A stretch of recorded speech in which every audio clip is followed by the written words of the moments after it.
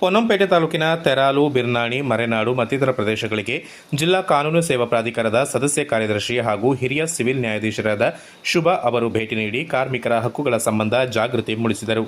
ಕಾರ್ಮಿಕರಿಗಾಗಿ ಸರ್ಕಾರದಿಂದ ಹಲವು ಕಾರ್ಯಕ್ರಮಗಳಿದ್ದು, ಪ್ರಮುಖವಾಗಿ ಪ್ರಧಾನಮಂತ್ರಿ ಶ್ರಮಯೋಗಿ ಮಾನ್ಧನ್ ಯೋಜನೆ, ಅಸಂಘಟಿತ ಕಾರ್ಮಿಕರಿಗೆ ಸ್ಮಾರ್ಟ್ ಕಾರ್ಡ್ ಯೋಜನೆ, ಅಸಂಘಟಿತ ವರ್ಗದಲ್ಲಿ ದುಡಿಯುತ್ತಿರುವ ಕಾರ್ಮಿಕರಿಗೆ ಸಾಮಾಜಿಕ ಭದ್ರತೆ ಒದಗಿಸುವ ಉದ್ದೇಶದಿಂದ ಅಂಬೇಡ್ಕರ್ ಕಾರ್ಮಿಕ ಸಹಾಯ ಹಸ್ತ ಯೋಜನೆ, ಕಾರ್ಮಿಕ ಕಾಯ್ದೆಯಡಿ ನೋಂದಾಯಿತರಾದ ಕಾರ್ಮಿಕರಿಗೆ ಅಪಘಾತ ಪರಿಹಾರ ಸೌಲಭ್ಯ ಹೀಗೆ ಹಲವು ಕಾರ್ಯಕ್ರಮಗಳು ಇವೆ ಎಂದು ಮಾಹಿತಿ ನೀಡಿದರು. ಮಕ್ಕಳನ್ನು ಕಡ್ಡಾಯವಾಗಿ ಹತ್ತಿರದ ಶಾಲೆಗಳಿಗೆ ಕಳುಹಿಸುವಂತಾಗಬೇಕು. ಜೊತೆಗೆ 5ನೇ ಮತ್ತು 6ನೇ ತರಗತಿಯಿಂದ ವಿದ್ಯಾರ್ಥಿ ನಿಲಯ ಹಾಗೂ ವಸತಿ ನಿಲಯ ಸೌಲಭ್ಯವಿದ್ದು, ಇವುಗಳನ್ನು ಬಳಸಿಕೊಂಡು ಶಿಕ್ಷಣಕ್ಕೆ ಒತ್ತು ನೀಡಬೇಕು. ಆ ನಿಟ್ಟಿನಲ್ಲಿ ಪ್ರತಿಯೊಬ್ಬರೂ ಜಾಗೃತರಾಗಬೇಕು ಎಂದು ಶುಭಾ ಅವರು ಕರೆ ನೀಡಿದರು. ಸಮಾಜದಲ್ಲಿ ಆದಿವಾಸಿಗಳು ಇತರರಂತೆ ಬದುಕು ಕಟ್ಟಿಕೊಳ್ಳುವತ್ತ ಮನಸ್ಸು ಮಾಡಬೇಕು. ಈ ನಿಟ್ಟಿನಲ್ಲಿ ಸರ್ಕಾರದ ಯೋಜನೆಗಳನ್ನು ಸದುಪಯೋಗಪಡಿಸಿಕೊಳ್ಳುವತ್ತ ಗಮನ ಹರಿಸಬೇಕು. ಯಾವುದೇ ಕಾರಣಕ್ಕೂ ವಿದ್ಯಾಭ್ಯಾಸದಿಂದ ವಂಚಿತರಾಗಬಾರದು ಎಂದು ಜಿಲ್ಲಾ ಕಾನೂನು ಸೇವಾ ಪ್ರಾಧಿಕಾರದ ಸದಸ್ಯ ಕಾರ್ಯದರ್ಶಿ ಅವರು ಸಲಹೆ ಮಾಡಿದರು. ರಾಷ್ಟ್ರದ ಅಭಿವೃದ್ಧಿ ಎಂದರೆ ಪ್ರತಿಯೊಬ್ಬರಿಗೂ ಸಹ ಕನಿಷ್ಠ ಸೌಲಭ್ಯ ತಲುಪಬೇಕು.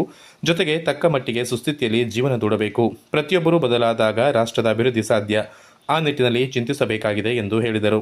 ತೆರಾಲು ಗ್ರಾಮದ ವಿವಿಧ ಪ್ರದೇಶಗಳಿಗೆ ಭೇಟಿ ನೀಡಿ ಕಾರ್ಮಿಕರ ಕಾಯ್ದೆ ಬಗ್ಗೆ ಜಾಗೃತಿ ಮೂಡಿಸಿದರು. ಮರೆನಾಡು ಸರ್ಕಾರಿ ಪ್ರೌಢಶಾಲೆಗೆ ಭೇಟಿ ನೀಡಿ ಅಲ್ಲಿನ ವಿದ್ಯಾರ್ಥಿಗಳೊಂದಿಗೆ ಸಂವಾದ ನಡೆಸಿದರು. ಲಭ್ಯವಿರುವ ಅವಕಾಶಗಳನ್ನು ಸರಿಯಾಗಿ ಬಳಸಿಕೊಂಡು ಮುನ್ನಡೆಯಬೇಕು. ಶಿಕ್ಷಣದಿಂದ ಮಾತ್ರ ಸಮಾಜದಲ್ಲಿ ಬದಲಾವಣೆ ಮತ್ತು ಅಭಿವೃದ್ಧಿ ಕಾಣಲು ಸಾಧ್ಯ. ಆ ನಿಟ್ಟಿನಲ್ಲಿ ಶಾಲೆಯನ್ನು ಬಿಟ್ಟಿರುವ ಮಕ್ಕಳಿದ್ದಲ್ಲಿ ಹತ್ತಿರದ ಶಾಲೆಗೆ ಅಥವಾ ವಸತಿ ನಿಲಯಕ್ಕೆ ಸೇರ್ಪಡೆ ಮಾಡುವಂತಾಗಬೇಕು ಎಂದು ಮನವಿ ಮಾಡಿದರು.